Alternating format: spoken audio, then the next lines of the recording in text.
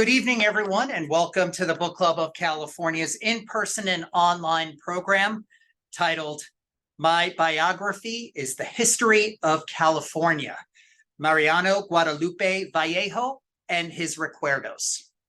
Thanks for joining us here in the club rooms tonight and for joining us on Zoom. My name is Kevin Kosick, and I'm the Executive Director for the Book Club of California, and it's my pleasure and job to actually host the webinar this evening. Tonight, we have more than 40 people registered to join us in person. We have a great crowd here in the club rooms, and we have more than 145 registered to join us on Zoom. So that brings us dangerously close to that beautiful 200 number, which is great. For those of you that might be new to the Book Club of California, we are a nonprofit member and donor supported organization that is dedicated to preserving and promoting the history of the book and the book arts. Oftentimes we do that with a focus on the history and the literature of California and the West. The book club publishes limited edition, finely made books, a scholarly journal, and keepsakes. We host a year-round series of exhibitions and programs like the one this evening, on topics including printing, design, typography, bookbinding, collecting, California history, and much, much more. Now, if you're not a member of the book club, or if your membership has lapsed, or you're just simply interested in what we do, I urge you to consider joining our century-long tradition by becoming a member. You can visit us online at bccbooks.org to join or donate to the book club. And now for tonight's program and our presenters. We have two presenters this evening. The program is titled, My Biography is the History of California, Mariano Guadalupe Vallejo and his Recuerdos. And our presenters are Rosemarie Beebe and Robert Sankwitz. Rosemarie Beebe is Professor Emerita of Spanish Literature at Santa Clara University, and Robert Sankwitz is Professor Emeritus of History, also at Santa Clara. Rosemarie and Bob have collaborated on a number of books on the history of Spanish and Mexican California, including, I'm going to name a couple of them for you. Write them down, very long titles. We'll follow up with you later. The History of Alta California, Lands of Promise and Despair, Chronicles of Early California, 1535 to 1846. Testimonios, Early California Through the Eyes of Women, 1815 through 1848.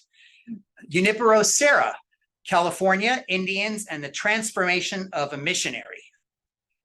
A complete translation of Mariano Guadalupe Vallejo's Recuerdos, and Mariano Guadalupe Vallejo, Life in Spanish, Mexican, and American California. It's a lot of books. Rosemarie and Bob have received numerous teaching and scholarship awards at Santa Clara University. In 2015, they were recognized with the University Award for Sustained Excellence in Scholarship. They have also received awards from the Bancroft Library, the Historical Society of Southern California, the California Mission Studies Association, and the California Council for the Promotion of History. Rosemarie received a year-long fellowship from the National Endowment for the Humanities for the Vallejo Project. Now, in 2019, they were both awarded with the Oscar Lewis Award for Western History from the Book Club of California. So you may have seen them here in the club rooms before. Now, tonight, Rosemarie and Bob will speak to us about Mariano Guadalupe Vallejo, a leading military and political figure in Mexican California, and someone who participated in some of the founding events of U.S. California, including the Monterey Constitutional Convention and the first legislature. Vallejo's 5-volume history, his Recuerdos, are the most complete account of California before the gold rush, written by someone who resided in California at the time. With their expert translation and commentary, Rosemarie Beebe and Robert Sankwitz have brought to light an important perspective on significant events in early California history, and their efforts restore a critical chapter to the story of California and the American West. And as you can see here in the club rooms, they have brought some of their books with them this evening, and they will be available if you're interested in purchasing one after the presentation. And we will send out to the folks on Zoom how you can also participate and purchase a book if you're interested in. Now, if you have questions for our speakers, you can use the chat and the Q&A functions in Zoom. We will have time towards the end of the hour to take questions, and we'll curate those from the audience on Zoom and from those here in the club rooms. Now, after all of that talking, it's my pleasure to introduce our speakers, Rose Marie Beebe and Robert Sinkwitz. You can grab that yourself. Great. And you're turned on microphone, right? Yes, I am. You And are. I'm on too. You can hear me okay? Yeah. Super, super. Thank you, Kevin, for that wonderful introduction. You are very, very kind and very generous. And thank you so much for inviting us to speak this evening about someone who has made his presence known in our home for over 10 years. And that person is Mariano Guadalupe Vallejo. Back in October 2021, we went to Sonoma one last time to tie up some loose ends in our research before submitting the entire manuscript to the press. We spent a good amount of time that day at Lacrima Montis, which was Vallejo's home, and at the Sonoma Barracks Research Center. But before heading back home, we decided to pay a visit to the Mariano Guadalupe Vallejo statue in the Sonoma Plaza. As you can see by the photo, we really did have some fun. Now, if Mariano Guadalupe Vallejo were here this evening, he would suggest, actually no, knowing him the way we do, he would be pretty direct. And he would say, as this day draws to a close, you should pour yourself a glass of wine and make yourself comfortable. How fortunate that we are, we who have so much in common, to be gathered here in this place that celebrates books and learning. So let's make the most of it. As soon as I see that you are settled, I shall begin to reminisce and share some interesting aspects about my life, my family, and my writings. I'm sad to say that Mariano Guadalupe could not join us this evening, but we are honored to take his place. We are confident that he will be monitoring our presentation from his heavenly desk, along with our good friend Kevin Starr, and I'm sure they're talking about this. Therefore, I shall echo Mariano Guadalupe's suggestion that you make yourself comfortable and sip on your beverage as we share with you what we have learned about Mariano Guadalupe Vallejo and his Recuerdos. Now, Mariano Guadalupe Vallejo was the most significant figure during the period in which Alta California was part of the Mexican Republic. Born in Monterey at the end of the Spanish era, he followed his father Ignacio's footsteps by entering the military, and he quickly became an important officer in Monterey and San Francisco. Vallejo would be delighted that this talk is being hosted by the Book Club of California in San Francisco, because he had a very deep connection to this city. He also was a man who prided himself on having the finest literary library in Alta California. In the early 1830s, he was closely associated with the San Francisco Presidio. In fact, in 1830, he was appointed paymaster of the Presidio and then became the acting comandante in 1831. Even though he spent a considerable amount of time in Southern California as a supporter of José de Echeandía during the period of political uncertainty from 1831 to 1833, Vallejo was still formally associated with the San Francisco Presidio. And because of that association with the Presidio, Governor Figueroa sent Vallejo on a mission to Fort Ross in 1833. Now, this trip eventually led to his becoming the comisionado for the secularization of Mission San Francisco Solano. In 1835, Vallejo laid out the plaza of the Pueblo de Sonoma. He served in Sonoma as military commander for most of the remainder of the Mexican era, at times as commander for the Northern District of Alta California, and at other times as commander for Alta California as a whole. It was in Sonoma that Vallejo was arrested in 1846 by the Bear Flaggers. Now, after he was released and the Americans took over, the U.S. military chief appointed Vallejo what they called sub-agent for the Indians on the north side of the Bay of San Francisco. He served as a delegate from Sonoma at the 1849 Constitutional Convention, and he represented Sonoma as a member of the state Senate in the first California legislature. During the 1850s and early 1860s, Vallejo twice served as mayor of Sonoma. And even as he lost most of his land to squatters and court rulings during the subsequent decades, he retained a public position as a leading citizen of the North Bay and as one of the most important Californios who had been active in public life before the US conquest. And Vallejo's well-known reputation was why he was contacted by Hubert Howe Bancroft in the mid-1870s. And this in turn led to Vallejo's authorship of the most comprehensive and the most detailed history of Alta California written by anyone who lived in the region before the US takeover. And our complete translation of the Recuerdos, as he entitled his history, has just been published. But Vallejo's interest in the history of his homeland actually predated Bancroft's contact with him in the mid-1870s. During the first decades of American rule in California, Vallejo became acutely aware of the generalized disdain for Mexico and Mexicans that the newly arrived Americans to California felt for them. He therefore decided to compose a history of pre-US California. This was his first attempt at writing such a history. He mentioned to a friend that he was doing this so that the Americans might realize when they took over this country, there was a civilization and men who belonged to a race equal to, if not better than theirs. Vallejo believed that his combination of military, political, and family experiences in Alta California before, during, and after the US takeover had given him a uniquely important perspective on California's past. As he told a British travel writer, "My biography is the history of California." However, a fire in 1867 at his Casa Grande on the Sonoma Plaza destroyed this first historical manuscript that he was in the process of composing. And Vallejo sadly and reluctantly abandoned this project.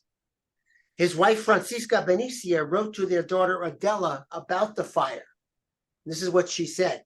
"Yesterday at 3:30 in the afternoon, the Casa Grande in Sonoma burned down. The house in which we lived for so many years. The house that your father built with his own hands so that we could all live in it together. I cried as if one of my own children had died.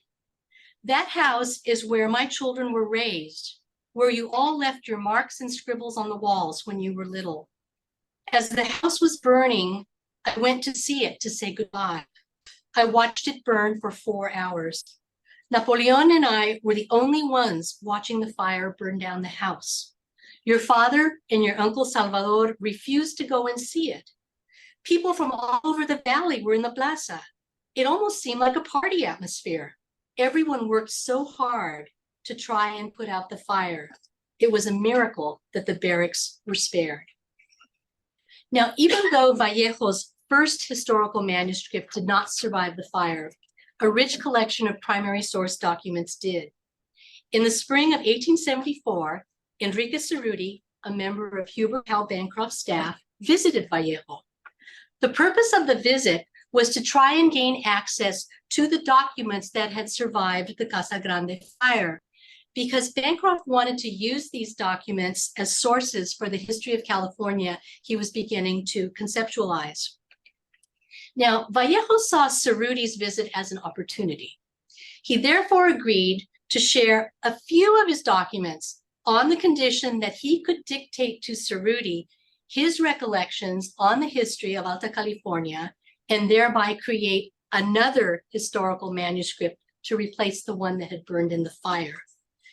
Bancroft's strong desire to eventually access Vallejo's documents led him to agree with this proposal.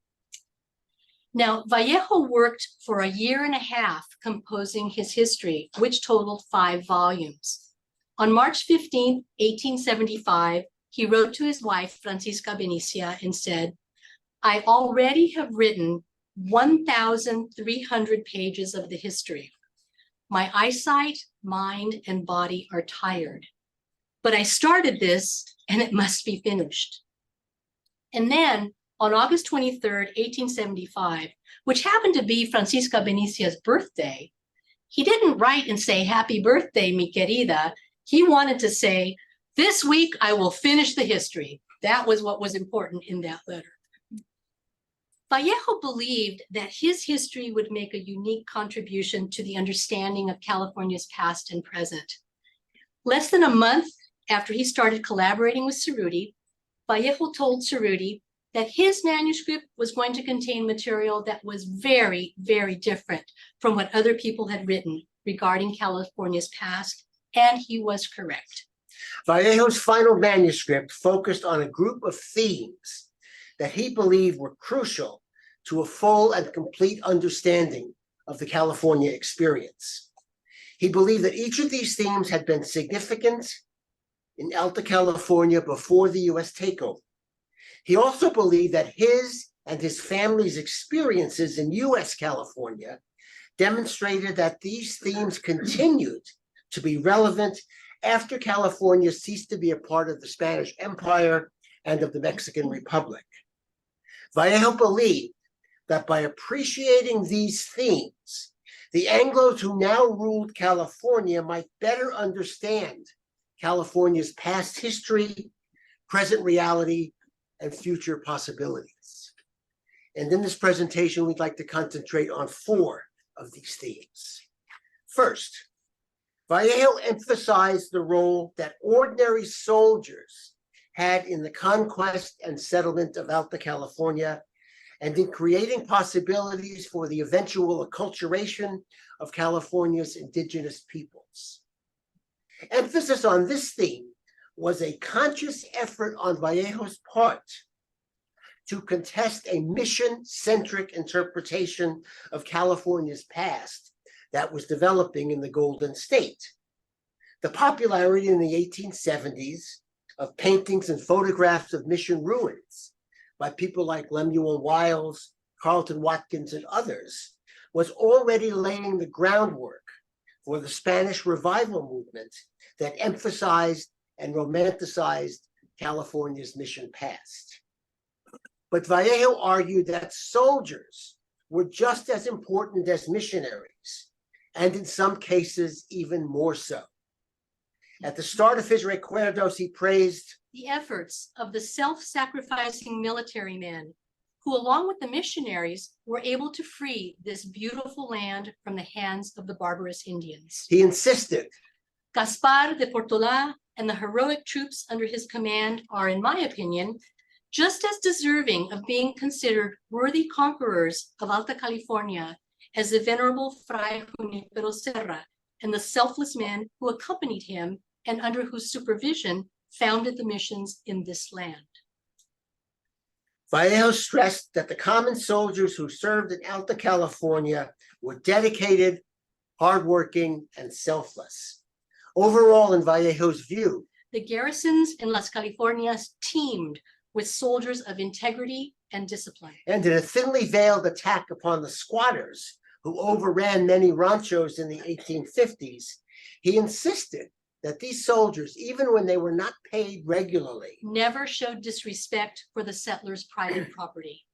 It is also important to note that Vallejo also praised the performance of non-soldiers, such as artisans, farmers, rancheros, printers, and of course, women.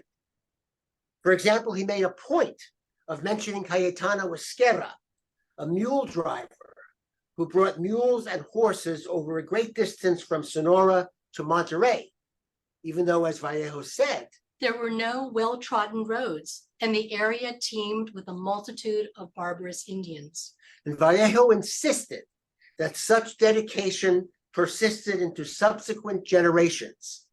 And he cited the example of Monterey ranchero Francisco Pacheco. Even though Pacheco possessed immense numbers of cattle, he worked like a poor artisan and shared the fruits of his labors with the sick. And when speaking about Jose Manuel Baronda, a corporal in the military who was also a carpenter and a teacher in San Francisco and Monterey, Vallejo made a point of adding that Baronda married one of the first girls born in the pueblo de San Jose de Guadalupe, who ended up operating a store in the Monterey region known as La Tienda de Tia Boronda. But in Vallejo's view, the most important institutions in Spanish and Mexican California were the presidios. He said bluntly, without the presidios, the missionaries would not have been able to exist. Now, a century and a half later, much popular and even some historical writing still regards missionaries, whether they are praised, tolerated, or vilified, as the overwhelmingly preeminent Hispanic actors in Spanish and Mexican California. Vallejo would strongly disagree. He also argued that soldiers played a leading role in the colonial task of acculturating the indigenous peoples of California. Even though this task was designed to occur at the missions, where becoming Catholic and learning Spanish-style agriculture were supposed to turn the neophytes into productive members of the Spanish Empire, Vallejo believed that no such process occurred. He said that the missionaries never inculcated in the neophytes any principles regarding the rights of free men. He believed that if any acculturation did occur, it was because some of the soldiers married indigenous women. Vallejo correctly said that even Sarah, who generally did not have much of a liking for the military at all, approved of such unions, and that Sarah appreciated the role of these unions in the colonial process. Now, Vallejo had personal experience with another theme, which was the crucial role of ordinary people in cultural assimilation. He understood that even though the era between 1769 and 1821 was being called the Spanish era, the overwhelming majority of non-indigenous people in Alta California were not Spaniards, but rather people who came from the Viceroyalty of New Spain. They were, in other words, Mexicans. He and his wife, Francisca Benicia Carrillo, were not Spaniards, they were Mexicans. As they and their family, who had become foreigners in the land of their birth, were trying to adjust to the new order of things after 1848, the marriages into which their children entered were a crucial part of that process. It's interesting to note that none of their children married a Californio. This caused some resentment on the part of Mariano Guadalupe and Francisca, for it appeared that their now Mexican-American children were disregarding Mexican traditions relating to marriage.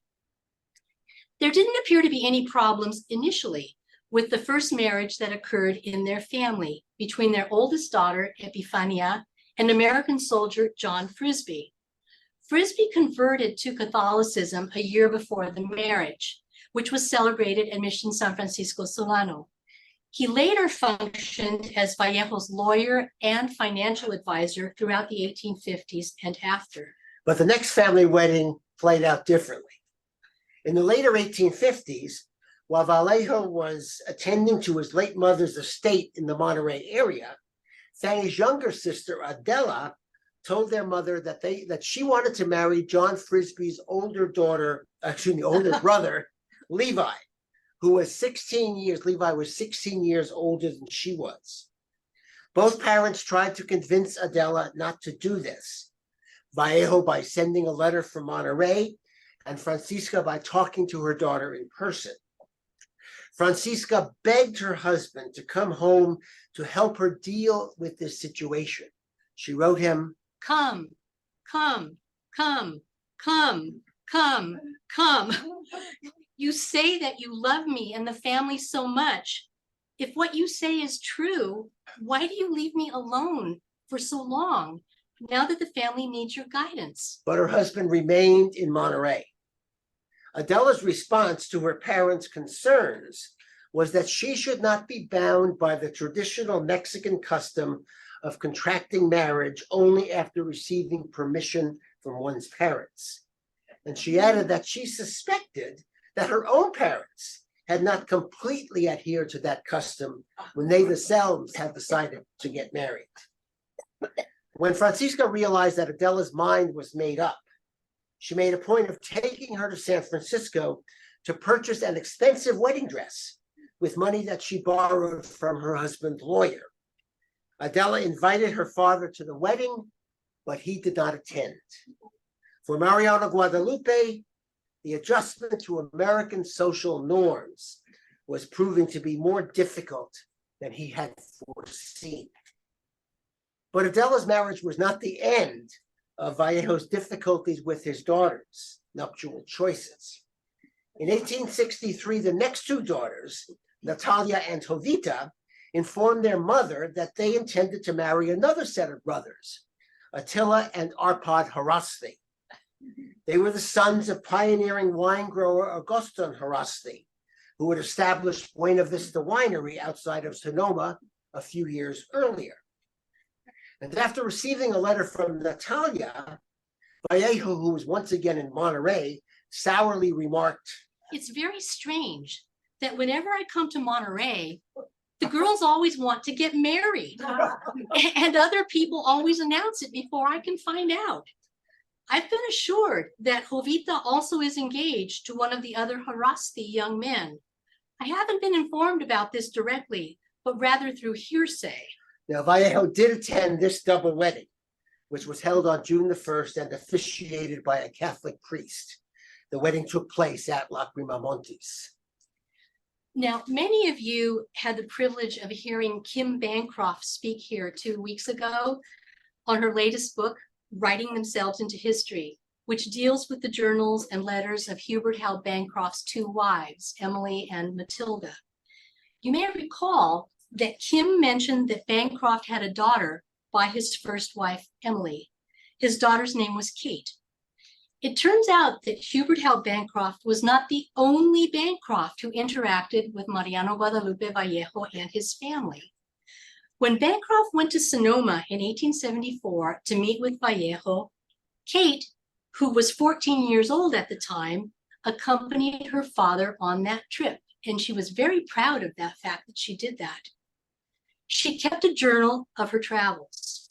Now, the entries are absolutely delightful, especially because we get to see Lacrima Montes, Vallejo's home, through the eyes of Kate, a 14-year-old girl. And this is what she wrote. "We drove up a long avenue, about half a mile long, I should think. On both sides, there were long rows of locust trees with large rose bushes between. The whole place is beautiful. When we reached the end of the avenue, there was a fence surrounding a very pretty garden with a fountain in the middle. Before the house, there is a row of locust trees. The flower is very pretty and fragrant. The long white flowers are lovely. The rose bushes there grow higher than I am. I should think that some were about 6 feet tall. The verbenas too are lovely. There are a great variety of flowers there, all lovely. Miss Lulu and General Vallejo took us around the place and gave us some oranges. He has orange trees, fig trees, apple trees, strawberries, and all kinds of things which I cannot relate. Tropical fruits grow there, along with other fruits." Now, later in this presentation, we will share Kate's candid description of Mariano Guadalupe Vallejo on the day she met him at Lacrima Montes. Now, adjustments in Vallejo's attitudes regarding his daughter's marriages continued to be difficult for him. Decades later, when his daughter Maria was being courted by San Franciscan James Harry Cutter, he wrote to Francisca from San Francisco. "As soon as I arrived, I began to inquire about the family of the young man who wants to marry Maria. So far, everything seems favorable." But he was not happy with the American customs that this couple exhibited. A few months later, when he happened to be in a San Francisco hotel room with both of them, he was deeply offended by the way that they were behaving with each other. He told Francisca, "Maria and the young man Cutter have angered me. They are silly and imprudent and believe they already can do whatever they want to do in my presence." Mariano Guadalupe was finding that acculturation had turned out to be a much more difficult process than he had anticipated. Indeed, Francisca, a Californiana who was much closer to the girls than her husband was, and who spent more time with them than he did, seemed to handle this part of the process much better. Now, a second theme in the Recuerdos was Vallejo's insistence that a desire for cultural and intellectual advancement was integral to life in California during the Mexican era. Vallejo bristled most intensely in his manuscript when he described ways in which foreigners in Mexican California, mainly but not exclusively Anglo-Americans, regarded Californios as an uncivilized and uncouth group of people. He told the story of a young man, Pedro Estrada, who in 1840s Monterey demonstrated a surprising natural ability to play the piano.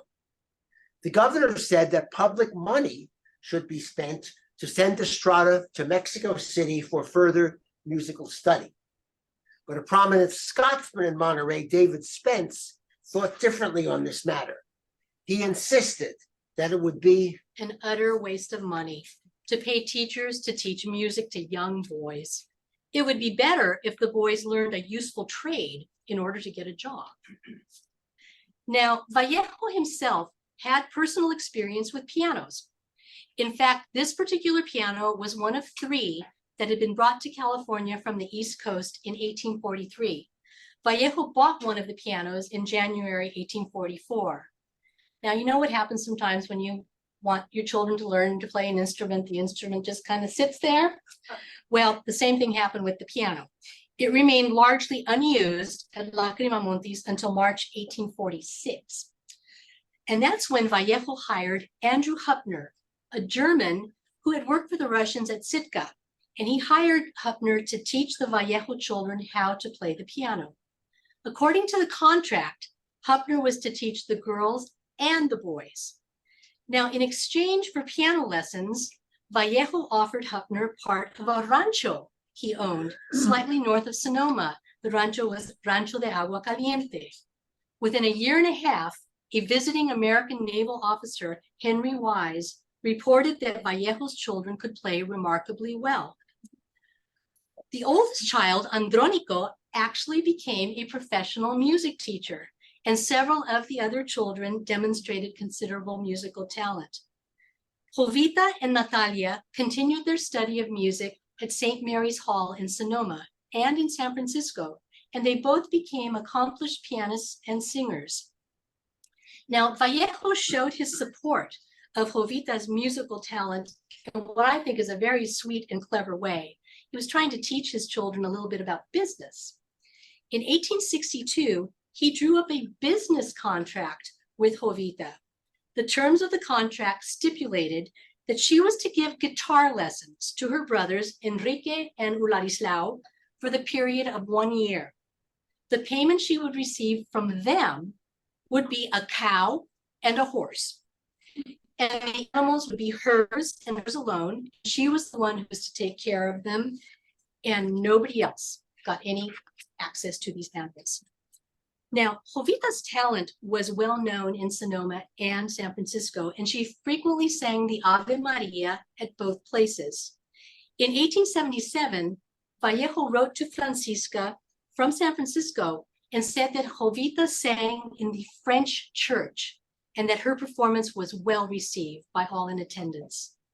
For Vallejo, his children's experiences and accomplishments demonstrated what he firmly believed, which was that being a Californio and being a cultured person were not at all at odds with each other.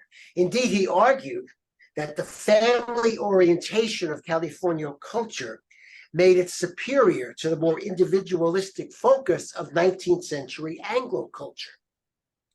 As he was describing the evacuation of women and children from Monterey during the 1818 Bouchard raid, an evacuation in which he himself took part as a child, he said, "There were wives who refused to be separated from their husbands, and children who threw themselves into their father's arms saying, 'Papa, why won't you let me die with you?'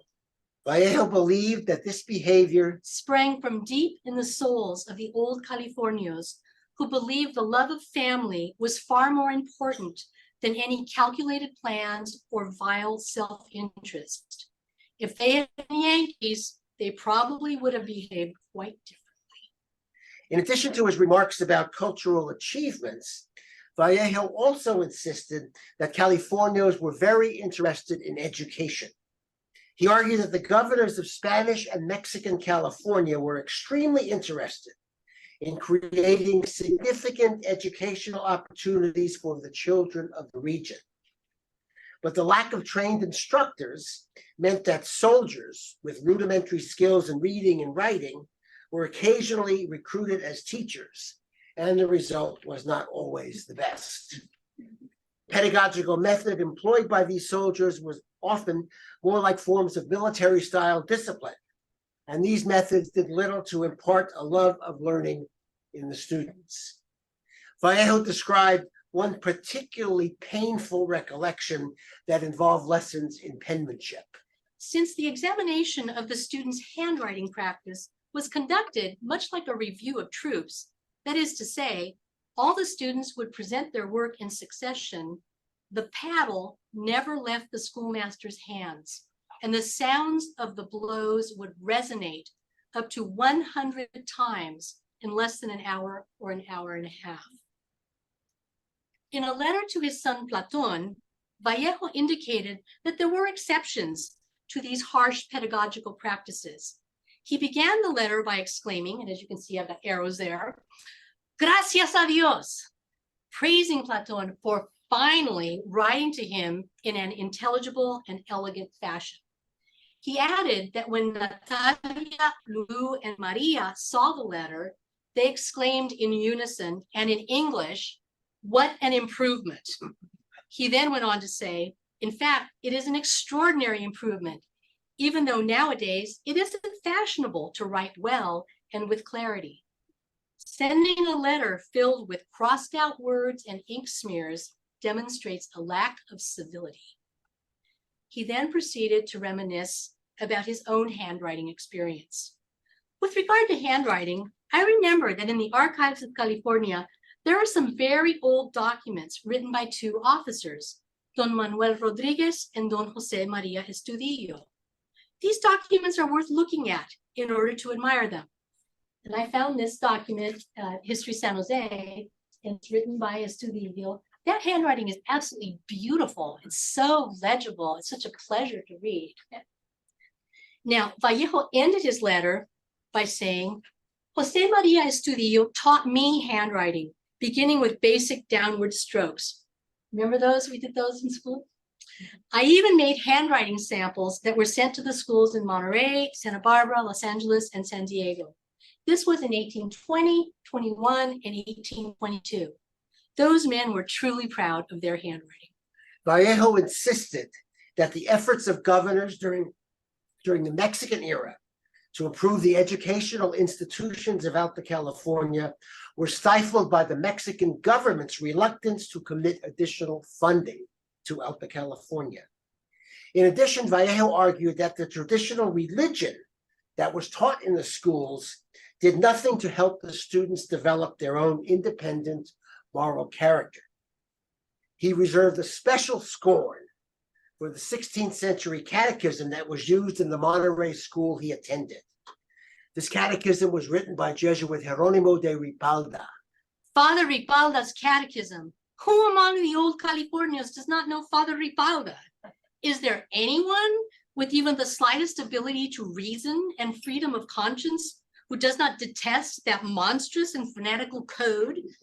This code is similar to a venomous serpent that wraps itself around a young person's heart in order to slowly devour it. Now, in his overall remarks on culture and education, what Vallejo was doing was he was explicitly rejecting views that were current in the United States about Californios, such as this statement in Alfred Robinson's widely read book, Life in California. The men are generally indolent and addicted to many vices, caring little for the welfare of their children, who, like themselves, grow up unworthy members of society. Now, as was the case with cultural attainment, Vallejo's arguments about education derived in part from his and his family's experience.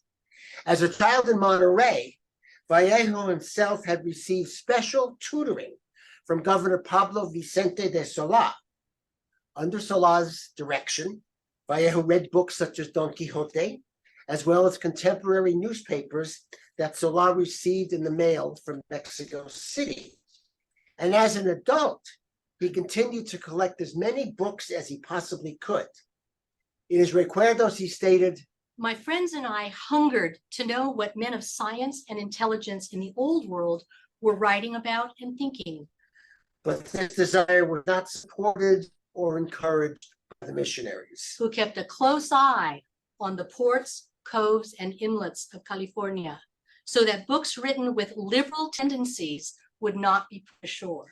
Vallejo recounted how Henry Fitch, the captain of a merchant vessel, once arrived in California with a group of Enlightenment-oriented volumes. He gleefully described how Fitch smuggled the books ashore at night and left them. At the edge of the shore, at a place we had agreed upon previously. The plan worked, and Vallejo recounted, By 5 o'clock in the morning, the treasure was already placed in my home. Vallejo was able to boast, as he did, that he possessed the finest library in Alta California. Now, this desire for a wide range of learning never left him. And when he became a father, he insisted that his sons and his daughters be educated as broadly as possible. This manner of thinking was something that made Vallejo a bit unusual for the age in which he had been born and lived. The two youngest girls, Luisa and Maria, first attended St. Catherine's Convent in Benicia, and then the Convent of Notre Dame in San Jose. Now, their mother, Francisca, knew that her daughter's experiences were different from those of her own childhood half a century earlier.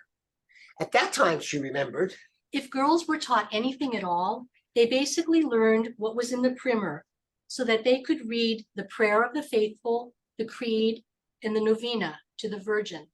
It wasn't our parents' fault. It was the way things were done back then.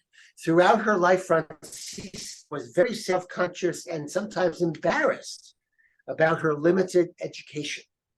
In a letter from 1863, we see how Francisca practiced writing her husband's name at the top of the page, trying to make it as legible as possible. But on the other hand, Francisca proved to be a very strong woman.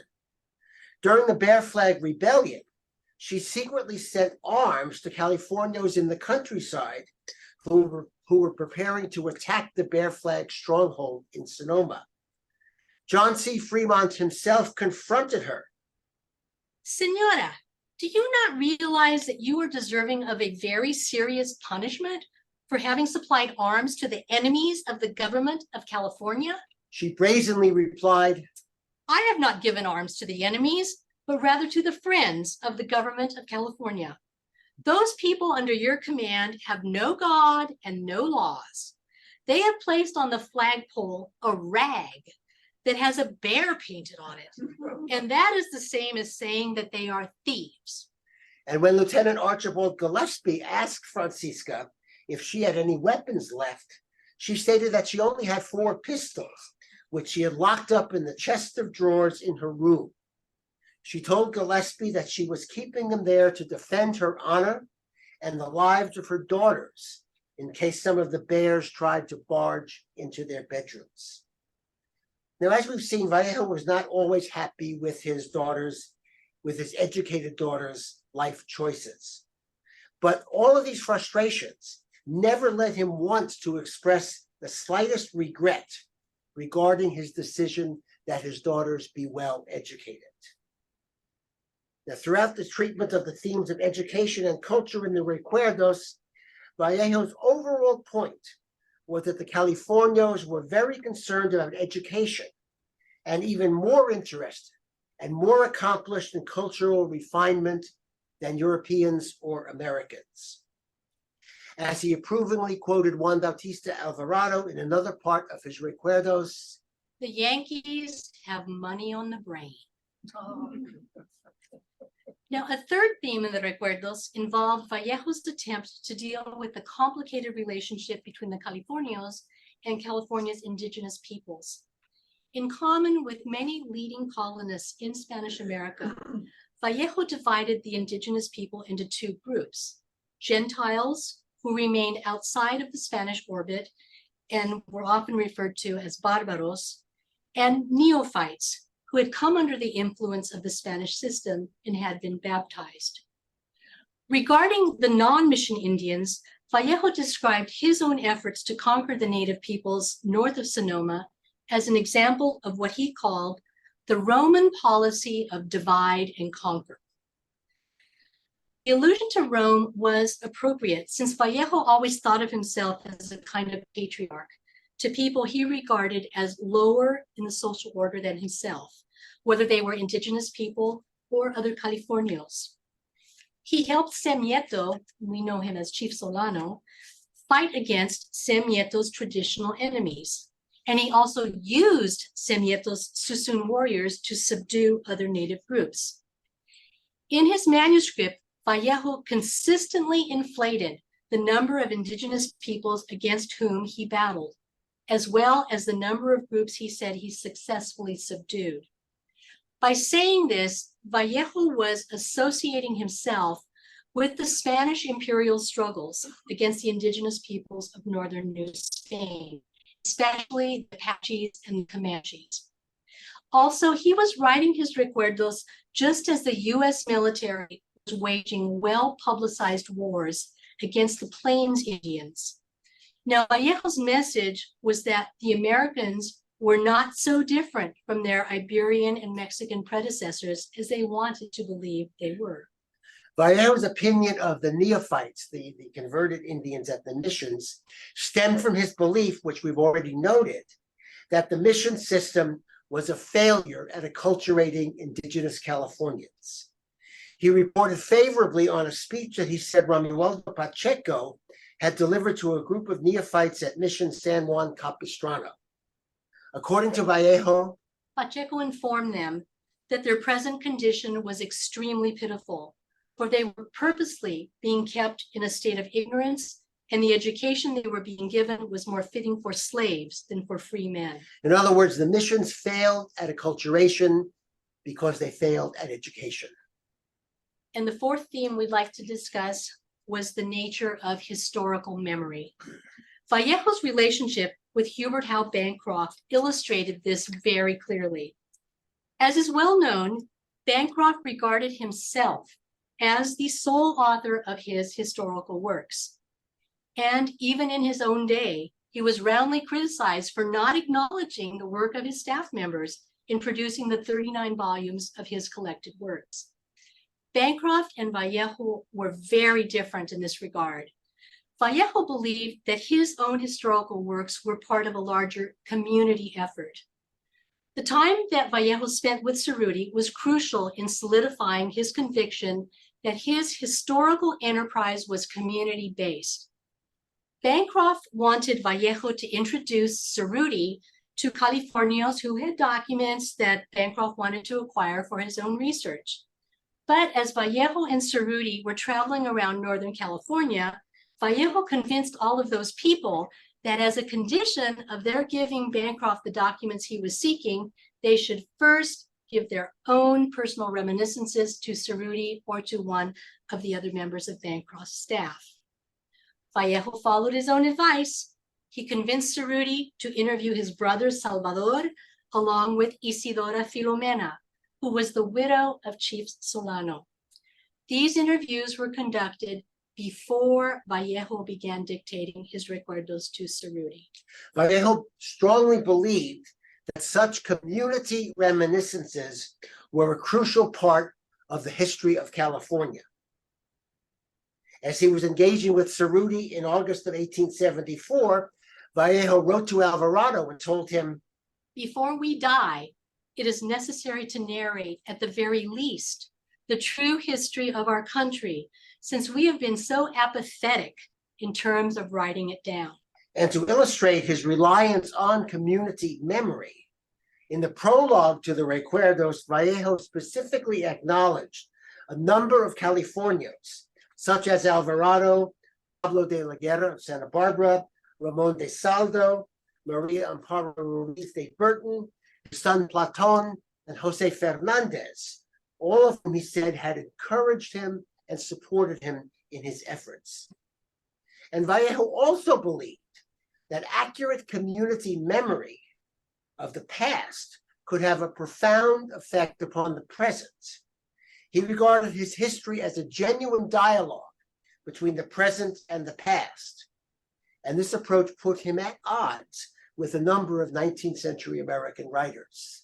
Many American historians of Vallejo's time allowed the then current chorus of beneficial American expansion and manifest destiny to crowd out actual lived experiences of earlier inhabitants of the American West. Vallejo, however, believed that the fantasies of a particular present, such as the romanticization of the missions during the late 19th century, could not be allowed to define the past. He also argued that the present could not be adequately understood without a nuanced appreciation of the contributions of all actors, such as rank and file Mexican military personnel, in creating the present in which historians and their audiences live. Vallejo's own cultural presuppositions certainly blinded him to the way he often excluded indigenous Californians from these considerations, but his own limited views don't destroy the validity of the perspective he imperfectly adopted. And finally, Vallejo hoped that his readers would acquire a greater understanding and a greater appreciation of the crucial roles that Californians played in the development of the West Coast of North America.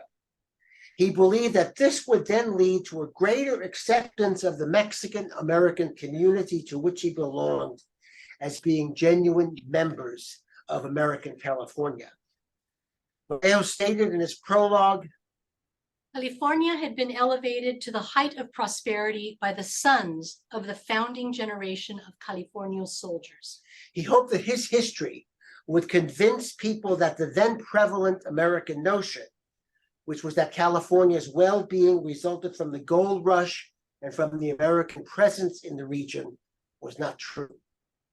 He also hoped that his work would make Anglo-American Californians genuinely appreciative of Spanish and Mexican roots of contemporary California and encourage a more sympathetic understanding of the people in California who were tied to these roots. In the last paragraph of his manuscript, he bluntly stated, I declare that in spite of the Treaty of Guadalupe Hidalgo, the North Americans treated the Californios as if they were a conquered people. He strongly believed that one way to increase understanding would be for the Anglos to learn more about this unfamiliar people in their midst. In the same final section of the Recuerdos, he observed, French and German are taught in the schools of San Francisco. Why are there no classes in Spanish? and analogous questions, of course, of inclusion and identity still confront historians and citizens today. As we know, Vallejo finished writing his Recuerdos, all 1,506 pages, I read them all, in August 1875, almost 150 years ago. This is what he looked like around that time, and this is how 14-year-old Kate Bancroft described him.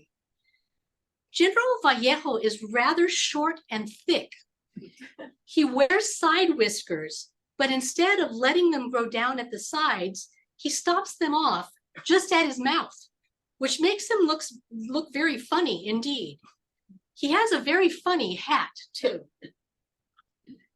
Now, we feel honored and privileged to have been able to assist Mariano Guadalupe in this long journey toward publication of his work. Our role in this endeavor took much longer than a year and a half, but it was so worth the time and the effort. We're confident that those who read the Recuerdos will gain a deeper understanding of the history of the period and of the people who were part of that history. We also hope that readers will feel that they have learned more about the Recuerdos author, Mariano Guadalupe Vallejo. a man who was very determined and dedicated to setting the record straight, in his opinion. Now, in today's presentation, we barely skim the surface regarding the people, places, and events that Vallejo wrote about in his Recuerdos. We do hope that we have piqued your interest and that you will want to read our translation of Vallejo's amazing history, but don't let the size of the volumes intimidate you. As you notice, that groan was sincere. The 2 volumes weigh close to 8 pounds. When we received these from the press, I weighed them, and my Weight Watcher scale said 8 pounds. But if you read these, we can tell you that you can be very confident that all the information that's contained within each volume is easily accessible because we have provided you with a very extensive index. Now, we would also like to call your attention to our companion volume of essays. Which is the farthest volume. Yes. The press told us, they said, the editor said, okay, this thing is so long, it's going to be 2 volumes, and most of the volumes are going to have to be Vallejo's own words. So you're not going to get a chance to do the explanations, the interpretations, the annotations that you might like to do. So he said, why don't you think of a companion volume of interpretive essays where you would take the themes of Vallejo's life and his Recuerdos and develop them more fully than you would have the chance to do if you just did it in footnotes in the Recuerdos. And so that is the 3rd volume, our companion volume, Mariano Guadalupe Vallejo, Life in Spanish, Mexican, and American California. The final chapter in that volume, which is chapter 8, is one of my favorites. This is where we present a selection of letters that Mariano Guadalupe and Francisca Benicio wrote to one another from 1846 to 1888. These letters are like a window into their marriage, and sometimes you feel like maybe I don't need to know all of these things. And the letters demonstrate what life was like for them and for their family during the first decades of American rule. We have collected 180 of their letters, and these letters form the basis of our new book entitled A Family in Transition.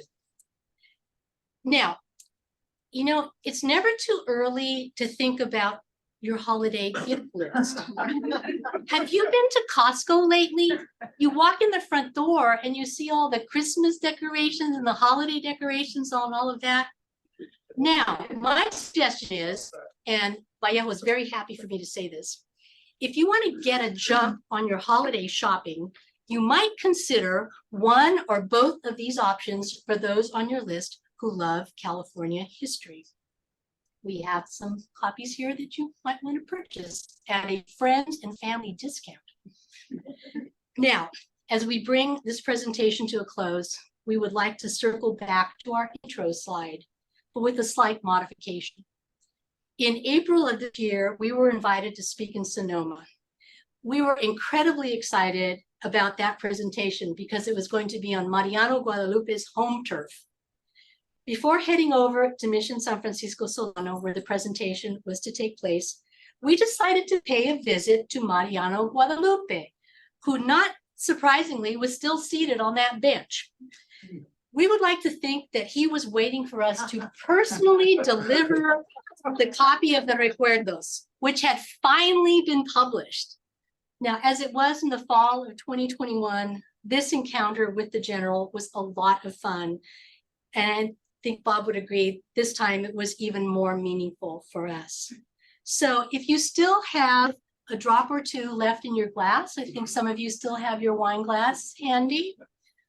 Bob and I would like to ask you to join us in offering a toast to Mariano Guadalupe Vallejo. Salud, mi general. Mil gracias por sus recuerdos. I'm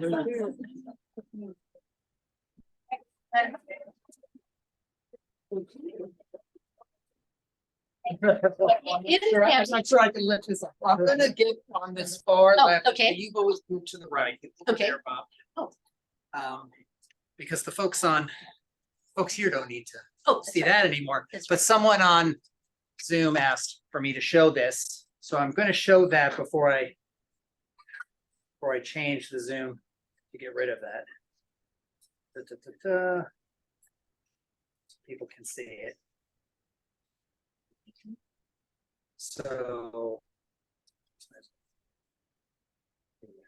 So if you're on Zoom and you're looking at, I don't know, can you see?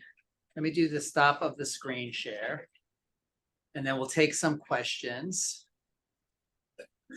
And then they'll be able to see your faces big like that. Oh, there we go. So that's what the book looks like if you are interested in seeing what, Flip it, the 2 volumes. and then, oh yeah. Yeah. So there's that.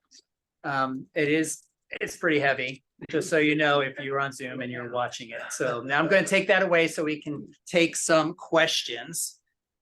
Gosh, it's so heavy. I know. So the first question a couple people have answered, and I think some folks went to Wikipedia already. The big question of how many kids? You need to move back because you need to be on that screen, not me. So how many children did Mariano Guadalupe have? 16. Yeah, it was 16 altogether. I think 12 survived. Yeah, we had some people counting and they said, I stopped counting after 7 children. So 16 seems to be the answer to that question. If you have that question, you could put your hands down. Are there any questions here in the audience? John, we'll go over there. Yeah, you referred several times to his magnificent library. I don't think I heard you say what happened to the library. He has, if you go to Lacrima Montes, his home in Sonoma, the library is there. Yeah, And at the State Historic Park. State Historic Park. And we were so honored to be able to go into the library. Carol Dodge, who was the curator there at the time, allowed us to sit in there and go through the books. And wow, you should see what he wrote in Bancroft's history. He was not happy. He wrote things like, "This is incorrect. You know, if Bancroft believes this, well, sorry for your readers, he can just go to hell." He wrote that. I swear to God, he did. And he was very upset, and he made corrections on dates and the indexes, and he read everything. Is it tens of thousands of volumes or? I can't give you an exact number. I'm sorry, I would be lying, or I'd be making it up. But there are a lot of volumes in that library. It's really special to walk in there, and then you see his desk, and that's the desk that we have here in the picture. It's just so cool. Helen, we'll go Helen and then Michael. Okay, it's an interesting question, and I don't know whether either of you know the answer to it. Since this vision of the Californios part of history has been developed by the 2 of you, do you have any idea if the educational system in the US for high school students, junior high school students, at all address this perspective these days, or is that a new project for the 2 of you to bring that on? Most of the history in California, the revisions of it have related to the indigenous people, and the Californios, you know, have a complicated relationship to that because the laborers on the ranchos were indigenous people. So I think that it's part of that. But it's a different part of it. I think that most of the stuff that I'm aware of, I've talked to a couple of 4th grade classes over the last couple of years. Most of it has been about indigenous people. But I think that what you're suggesting is going to come also. Yeah, okay, so it's down the line. I think so. Yeah. Yeah. That's Okay. you know, Because they that's were my also impression. peoples who had started Mexico, ended up here. Then there were both their relationship and then to follow on. So, Yeah, well, yeah. new project. But I think we just feel really excited that our work is bringing a lot of this information to people. For example, this book, the Testimonials, Early California Through the Eyes of Women, there are 13 personal reminiscences that were taken down by Bancroft staff, and we translated them. And now the women's voice is out there. And we always feel really excited when people come up to us and say, "Oh my God, I'm using your testimonials in my dissertation," or "I didn't know about this." It's exciting to get the information out there. It's kind of filtering down, and it's not that I'm going, "Oh, wonderful, you know me." It's not that. It's just that we feel like we're the stewards for these people, that we're getting the information out for these people who lived in the 19th century. It's their words. These aren't my words. I just put them from Spanish to English for you. One more you. question here, and then we'll Yeah. take a couple from Zoom. Were any of the living descendants of these 16 children helpful to you in your research? Did they provide any information? One person, Martha McGettigan, we know her very well. Good Spanish name. Yeah, right. Well, we did tell you that the kids didn't marry any Californios, but we've known her for a number of years, and she's been a very good resource, a wonderful resource. And there's a bunch of Frisbee and Epifania. They moved down to Mexico and settled down there. So there are a bunch of Vallejo descendants down in Mexico also that we've had intermittent contact with.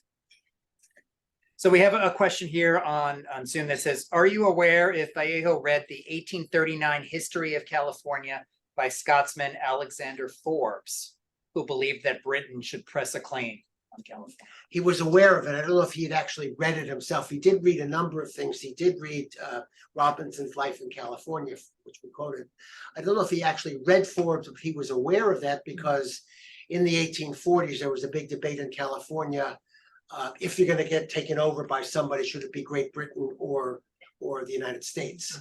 And there were some who were in favor of Great Britain and others, Vallejo included, who were in favor of the United States. So whether he actually read it or not, he was aware of the argument. I think someone asked if you could recap the 4 themes that you talked about in your presentation.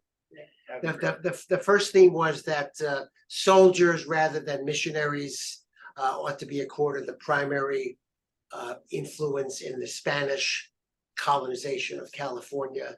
The second one was that the Californios were very, very interested in culture and education and very accomplished in that. What was the third one? My brain froze. The fourth one, Not ordinary people. Yeah, the third one was that ordinary people. And Vallejo's father never rose beyond the rank of sergeant. He was a commoner from Jalisco in Mexico, and his highest rank that he ever received in California was sergeant. And so people like his father and people like Tia Baronda, people like that were very, very important in doing that.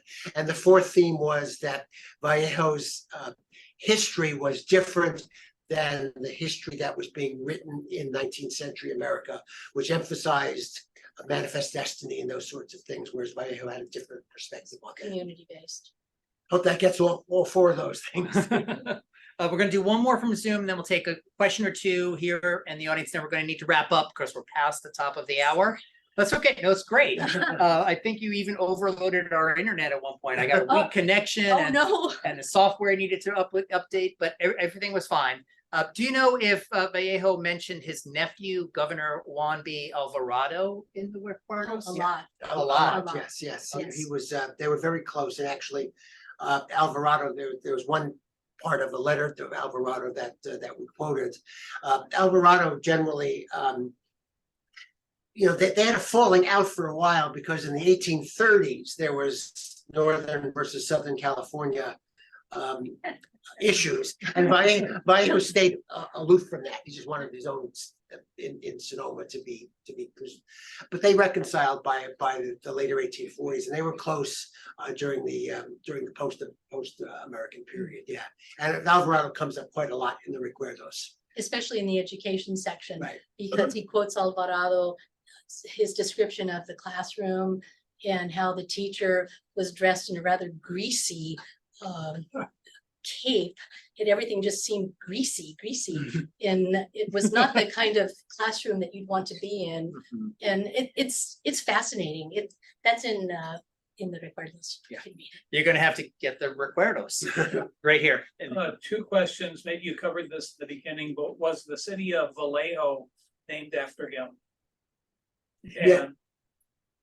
Yes. Yeah, the city of Vallejo was named after him, not by him, but by Frisbee.